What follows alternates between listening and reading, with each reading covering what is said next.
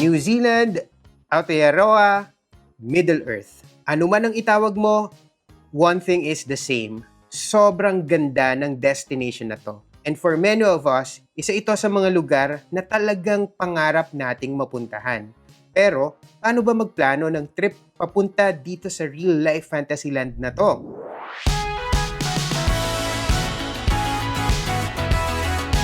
Hey there, Tipiter! I'm Yosh. Kami ni Vince, kaka-wrap up lang namin ng 10-day trip across country number 61, New Zealand. And sa video na to, we'll walk you through the essentials mula sa timing, transportation, hanggang sa must-visit spots.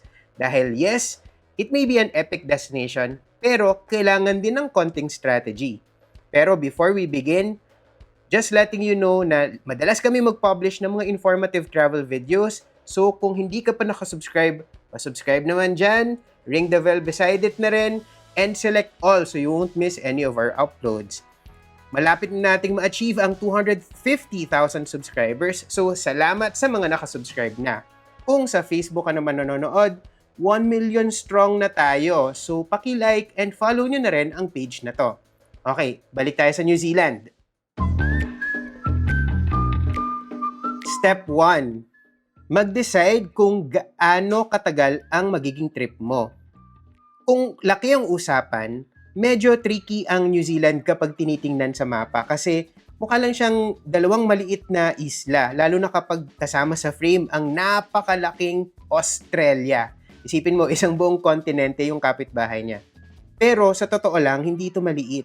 And kahit nasabihin mong maliit siya, ang daming pwedeng gawin and makita. Merong glaciers, glowworm caves, snow-capped peaks, mga iconic filming locations, and mga charming na cities.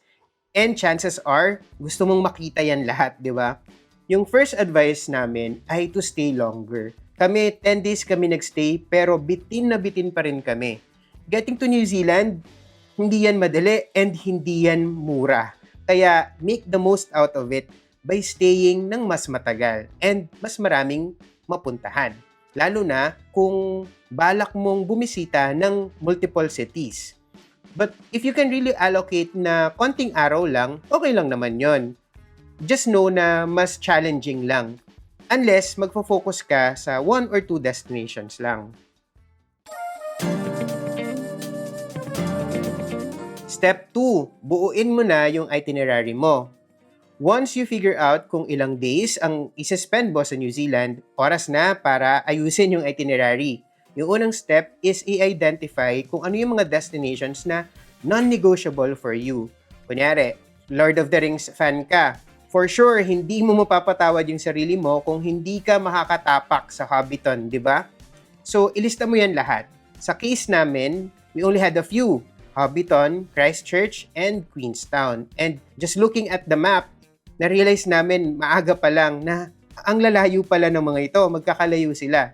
So from here, we try to come up with a ruta na magko-connect sa lahat ng ito na realistically kayang ma-enjoy in 10 days.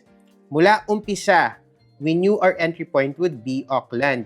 Ito kasi yung largest city and yung airport nito, siya yung pinaka-well connected. Kaya madalas, dito talaga pumapasok ang most flights. And ito rin yung jump-off point to Hobbiton.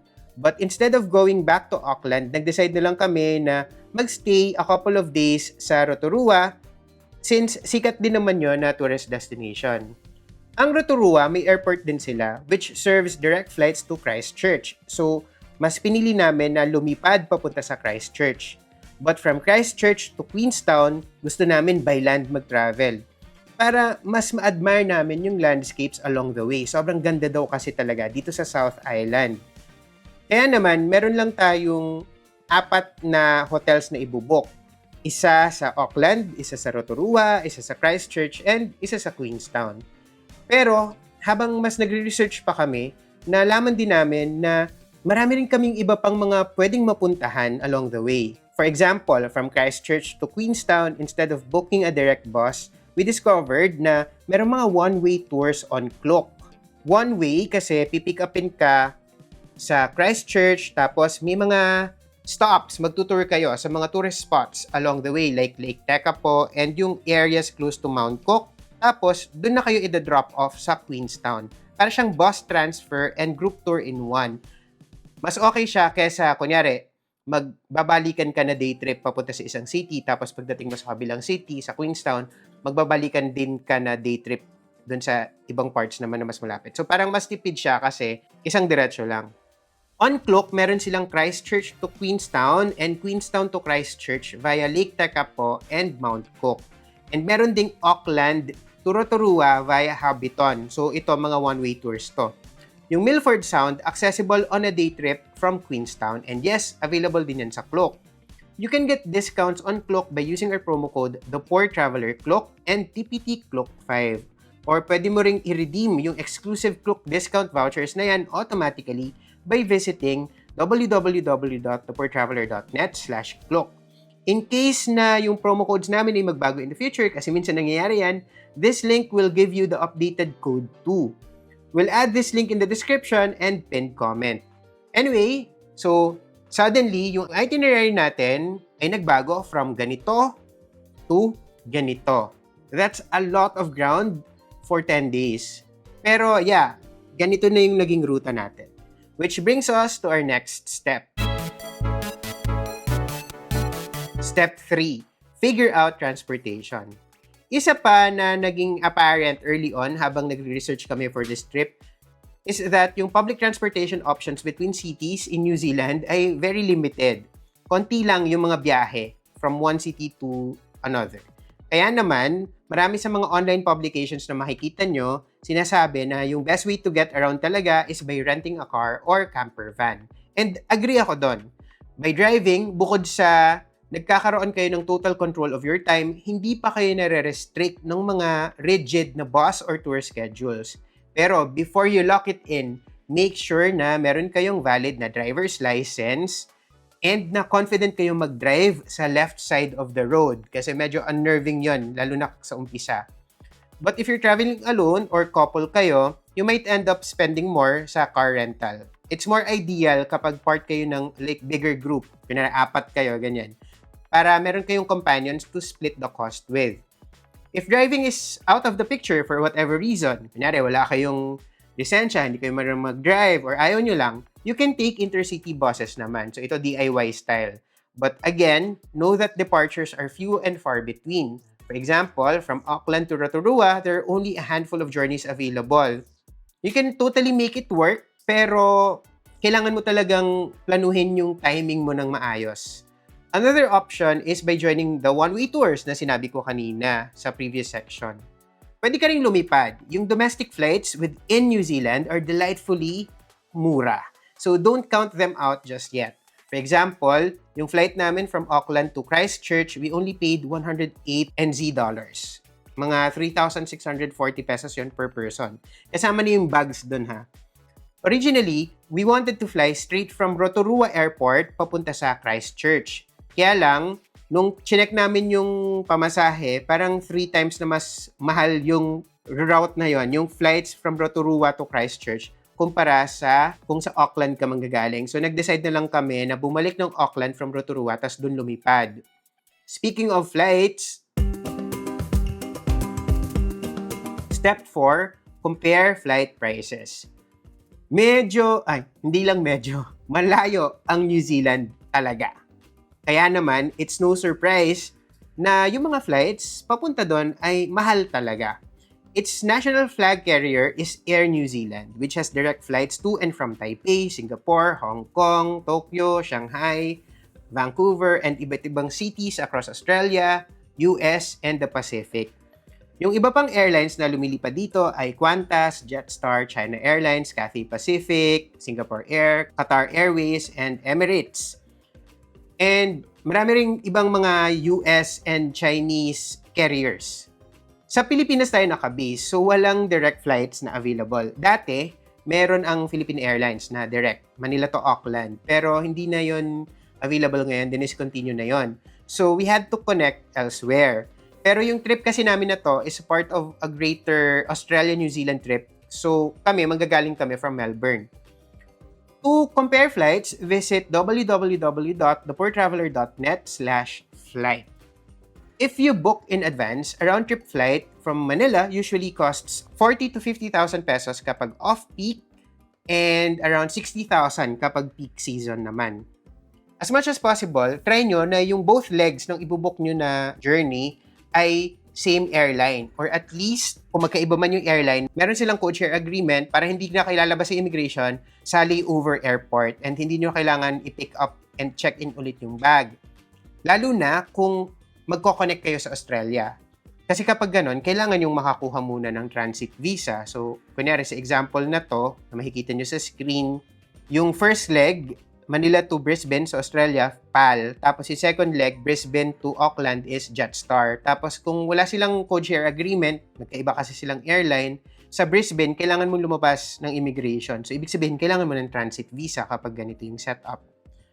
Anyway, kapag may nakita kayong fares and arrangements na gusto nyo, wag nyo munang i-book. Compare lang kayo. Parang canvas muna kayo. Pero wag nyo munang i-finalize. Explain ko mamaya kung bakit. Step 5. Search for accommodations.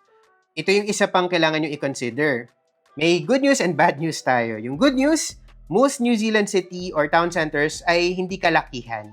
Kahit nga yung Auckland nila na yun na yung pinakamalaking city nila, hindi siya kasing bustling ng ibang mga large cities sa ibang bansa. So in theory, as long as nasa city center ka or town center, you should be fine. But one thing that you need to But one thing that you need to be prepared for is the cost. Kasi mahal talaga. Lalo na kapag ka summer. Sa Auckland, yung hotel na binook namin ay itong Sky City, which is just next to the Sky Tower. Ito yung iconic na landmark ng Auckland. We paid around 170 NZ dollars or 5,740 pesos per night. Actually guys, mura na to kasi ang ganda ng location. Tapos yung SkyDrive, ito yung airport bus. May station siya sa katabi lang. But the real reason kung bakit kami dito talaga nagstay, dahil, believe it or not, nung time na naghahanap kami ng mapapagstayan, isa ito sa mga pinakasulit talaga na nakita namin. Na medyo surprising siya kasi full service hotel kasi talaga to eh. Siguro kasi late na rin kami nag-book. This was actually the last we booked because nakalimutan namin. Nakapag-book na kami noon ng Rotorua, Christchurch, and Queenstown na pagsistayan namin. Hindi namin naisip na, wala pa pala tayong hotel sa Auckland. Peak season nga yun. So, by the time we book, ang konti na lang nung pagpipilian. In our other stops, we stayed at hostels instead. Pero hindi sa dorm ha. Yung binook namin ay private rooms.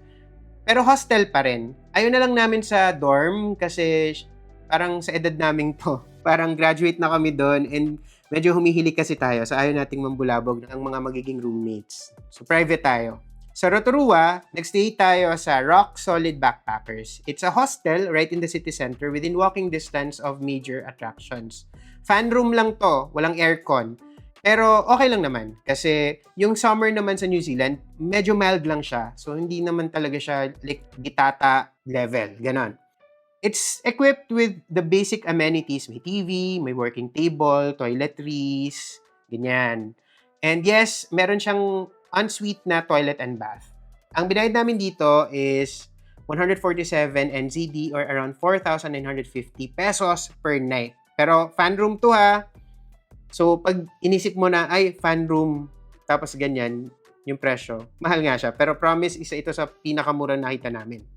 Sa Christchurch naman, we booked a private room dito naman sa Haka House, which I think is also classified as a hostel. Pero hindi ganun yung vibe niya. Newly renovated ito and yung room namin may kasamang toilet and bath na rin. Tapos, sobrang linis ng lahat. So, ang feeling namin nun, para kami nagsistay sa, alam mo yung mga boutique hotels, parang ganon. Ang ganda rin ng location. Malapit sa mga points of interest sa city. Kasama yung Botanic Gardens, and even yung Riverside Market na doon masarap kumain. Nalalakad lang talaga. Yun nga lang, wala silang elevator. So, medyo challenging kapag meron kang dalang mabigat na maleta. So, kung meron kayong malaking maleta tulad nito, baka mahirapan kayo. Kasi ito, kinailangan namin buhatin ng One level lang naman, pero stairs. Yung room na to, set us back 183 NZD or 6,145 pesos per night. Pero, kala namin, yun yung pinakamahal? Hindi. Kasi Queenstown yung pinaka. We stayed at another hostel dito. Ang pangalan naman ay Black Sheep Backpackers Hostel. Fan room din. And ang kaibahan, dito yung room namin, walang sariling toilet and shower. So, shared yung setup dito. Malinis naman yung lugar and kaaya-aya naman. And yung location niya, although wala sa center-center, malapit lang, nalalakad naman yung most attractions. Pero, binayad namin dito 215 NZD or 7,240 pesos per night. Fan room to ha, tapos shared bathroom, communal yung bathroom. Pero ito talaga yung pinakamura na nahanap namin. And partida, itong Queenstown, binook namin to in advance. Pero mahal daw talaga kasi dito. By the way, hindi nyo kailangan i-memorize lahat yung mga details na yan. I-include namin ito and yung lahat ng mga hotels na pinagstayan namin sa TPT Master List. Just visit www.thepoortraveler.net/masterlist and mag-scroll down lang kayo hanggang sa makita nyo yung section about New Zealand. We also have a compilation for other destinations around the world. So, ayun, mahal talaga yung mga lodging dito sa New Zealand. Kaya, tandaan nyo lang yan kapag nagba-budget kayo for your trip. Ito siguro yung dahilan kung bakit maraming travelers na bumibisita dito, mas pinipili nila na mag-rent ng camper van. Anyway, just like with flights and transpo, don't commit to your hotel booking yet. Instead, ang piliin nyo na properties ay yung may ino-offer na free cancellation option. Yung Klook naman at Agoda, parehong merong mga ganyang properties. And if you choose to book with them, please use our promo code ThePoorTravelerCloak for up to 300 pesos off or TPTCloak5 for up to 500 pesos off. Itong codes na to may change in the future, so best to just visit thepoortraveler.net/cloak to redeem updated discount codes. If you prefer Agoda, use our promo code AgodaTPT for 10% discount. Kung ano man yung piliin nyo, again, make sure na free cancellation because may isa pang crucial na bagay na kailangan nyo ayusin before nyo i-finalize yung mga booking. And yun ay Step 6, apply for a visa. Siguro nagtataka kayo, bakit ngayon ko lang binring up yung visa? Well, may dalawang reasons. Una, medyo mahal din yung New Zealand visa. 100 NZD yun or around 3,300 pesos as of this recording. And usually, valid siya for 1 year lang. Hindi ito katulad ng US visa and kapag bago yung passport mo, Canada visa na pwedeng umabot up to 10 years. Ito, 1 year lang. So, if you're not yet 100% certain na papunta ka talaga ng New Zealand, huwag kayong mag-apply kasi sayang kung halimbawang hindi nyo magamit yung visa, di ba? Yung second reason is kasi before kayo mag-apply ng visa, mas maganda na meron kayong strong grasp ng travel plans nyo. Kasi isa sa mga requirements ay yung itinerary nyo. Tatanungin kayo ano yung travel dates, hotel address, and yung mga gagawin nyo doon sa New Zealand. Having a solid travel plan will greatly increase yung chances of approval nyo. You can also upload your hotel bookings as supporting documents, although optional lang naman yon. Hindi ko na masyadong i-discuss yung visa application process kasi meron kaming separate na New Zealand visa guide. Kung gusto niyo ng article version, meron kami niyan. In English yan. Punta lang kayo sa thepoortraveler.net/new-zealand-visa. Pero kung gusto niyo ng Tagalog or Filipino, just watch yung separate video namin about it. So ito yung video na yan. Search nyo na lang yung channel na to. According to the official New Zealand immigration website, yung visa processing usually takes 4 weeks or 1 month. Yung sa akin though, nakuha ko lang after 2 days, pero hindi ibig sabihin nun ganun kabilis sa lahat ng tao. So it's always best to apply at least 2 months before your target departure date kasi pwedeng sinwerte lang ako. Step 7. Eto na, finalize all your bookings. Kapag may visa ka na, eto na, i-go mo na yan. I-book nyo na yung mga flights na nakita nyo kanina, yung tours, transfers, and yung iba pang mga ineme na napipisil nyo. Or kung meron naman nagbago, kunyari, ay mas mahal na yung date na to, gusto nyo iusog, okay lang, i-adjust nyo na lang accordingly. Again, ito yung mga promo codes na pwede nyong gamitin. Meron tayong discounts for hotels, tours, and eSIM for internet connection. Meron din nga tayong special rates for travel insurance na exclusive para sa mga TPT subscribers. Make sure to also accomplish and submit the New Zealand Traveler Declaration Form within 24 hours before yung departure flight ninyo. Kailangan nasa system na nila yan by the time na mag-land ka sa New Zealand. Yung link papunta sa form na to, hanapin nyo na lang sa description ng video na to. Ilalagay namin lahat ng links dito sa thepoortraveler.net/masterlist. Sa next video natin, iisa-isahin naman natin yung mga mistakes na dapat mong i-avoid kapag nagpaplano ng trip papunta sa New Zealand. Huwag mong i-miss yan, so make sure na subscribe to this channel. If hindi pa, tap the bell icon beside it and select all para lagi kang notified kapag meron tayong bagong videos. You can also show your support by liking and following our page on Facebook. Kung meron kayong tanong, i-comment nyo lang below. Pwede nyo rin kaming i-follow or i-tag sa Instagram, X, formerly Twitter, and TikTok. Just search at The Poor Traveler, single L. That's all for now. Remember, plan smart, travel safe, and make every trip worth it.